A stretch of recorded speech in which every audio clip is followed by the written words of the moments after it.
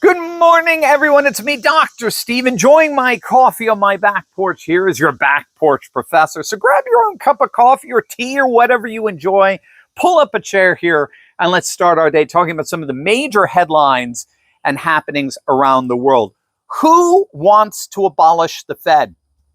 Put it in the comments section below. Who thinks the Federal Reserve, that has absolutely no mention whatsoever in the Constitution, who thinks Jerome Powell and the Federal Reserve should be abolished? Because things look like they're moving in that direction. It looks like you're going to get your gift. Now, to set the context here, we, of course, have now passed officially the 6-month mark of what is, without a doubt, the single most astonishing presidency of our lifetime. So, there's simply no precedent in the last 70 years for what President Trump has accomplished in these last 6 months. Most are arguing you have to go back more or less to FDR's first 6 months for anything comparable. And he had a massive Democrat majority in Congress to help him out. But when we think of revolutionary change, right, a massive, dramatic, holistic, about face for the nation, politically, economically, culturally, we generally think in leftist terms, don't we? It's the leftists who initiate revolutionary change. It's the leftists who aim to fundamentally change America, as one future inmate campaigned on. It's so rare to see such dramatic revolutionary reformational dynamics associated with the political right. But that's exactly what we've seen with President Trump.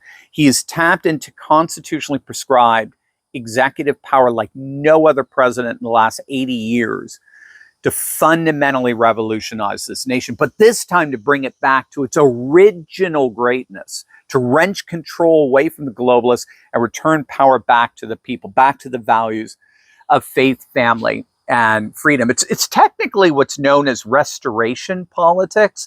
That's in effect what MAGA is, Make America Great Again. It's a distinctively American form of restoration politics. It's happening all over the world. You know, the rise of Orthodox Russia, the return of Confucian China, Hindu nationalist India, Ottoman Turkey. In fact, we did a video yesterday on the astonishing election over the week in Japan, where their brand new Trump-inspired Japan First Party Sanseito, which literally means restoring a government of the people, exploded into the Japanese parliament, is now the third most popular party in all of Japan. They literally came out of total obscurity and ended up 15xing their seats in the Japanese parliament. So this is restoration politics. It's a political movement happening all over the world, each in its own unique way, that involves reawakening the values of the past in order to secure a flourishing future. And that's what Trump has done so effectively here over the last 6 months. He has achieved unprecedented successes across domestic and international fronts. Domestically, he launched a record number of executive actions. He secured historic NATO defense spending commitments. He implemented aggressive immigration enforcement, to say the least, drastically reducing illegal crossings and deportations. His trade policies, including tariffs on Canada, Mexico, and China, actually boosted the stock market and controlled inflation, which remain now near historic lows. He also moved decisively in foreign policy, bombing Iran's nuclear facilities, destroying key sites, and then turned around and brokered a peace between Iran and Israel, not to mention between India and Pakistan. He secured landmark NATO agreement to increase defense spending by over $1 trillion annually and advance Middle East peace efforts, including hostage releases, ceasefire negotiations, and of course, culturally here at home, Trump rolled back radical social policies. He dissolved DEI programs. He restructured the federal workforce for efficiency. Reductions in the federal workforce are approaching 250,000. On the international stage, he withdrew from the WHO. He reduced federal research costs, and he achieved historic economic growth with record job creation, low gas prices, lowest gas prices in 4 years. Overall, these rapid, bold actions have fundamentally shifted U.S. security, economy, and global positioning, setting a whole new standard for presidential achievement within the first half year. But there remains a lag from the previous years that refuses to play along with the new rules of the golden age, and that lag, or we might even call snag, has a name, and its name is Jerome Powell, the chairman of the Federal Reserve. As I'm sure Many of you know President Trump and Powell are locked in a high-stakes clash right now over interest rate policy, accountability, and political control of the Fed. So Trump wants aggressive, immediate cuts in interest rates to drive borrowing costs down and free hundreds of billions of dollars in federal interest savings, bolstering his balanced budget without higher taxes pledge. Powell is stubbornly dragging his feet in this, more or less holding Trump's tariffs hostage. So he's operating with the assumption that tariffs create inflation. Tariffs raise prices on consumers, even though we now know that hasn't happened. That's not true. But basically, Powell is saying, as long as you keep tariffs in place, I'm keeping higher interest rates in place so as to minimize the supply of money. So Trump is like, well, my tariffs aren't going anywhere, but you sure are. Now, the president cannot legally fire the Fed chairman, so they're finding a good old-fashioned way of getting rid of him.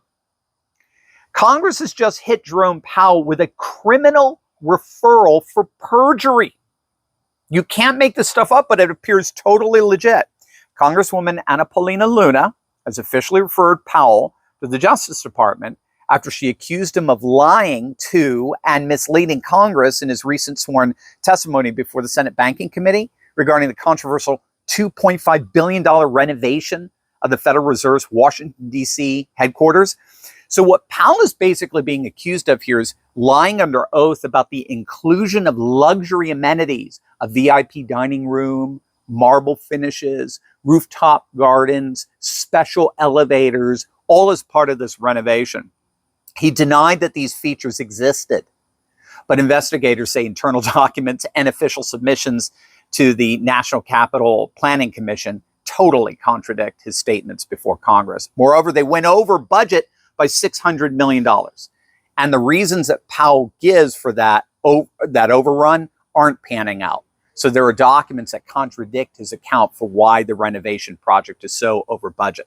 But bottom line, they're nailing him for inconsistent testimony before the Senate Banking Committee. And this is, of course, part of the political and now legal pressure to get him to resign so that Trump can appoint a far more MAGA-friendly Federal Reserve chairman.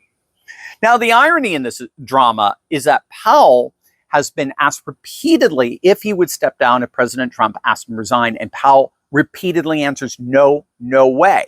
And he cites the law that does not permit the president to fire the Fed chairman. The Fed chairman is completely independent. The irony here is that Powell conveniently fails to mention that the Federal Reserve itself is unconstitutional to begin with. No power was ever granted to the federal government to create a monopoly bank that manipulates interest rates and basically counterfeits money. So the big issue is not who has more authority over the other, the president or the Fed chairman. The issue is whether the Federal Reserve should exist at all. And so in a Trumpian golden age, Trump is indeed actively considering abolishing or radically altering the Fed.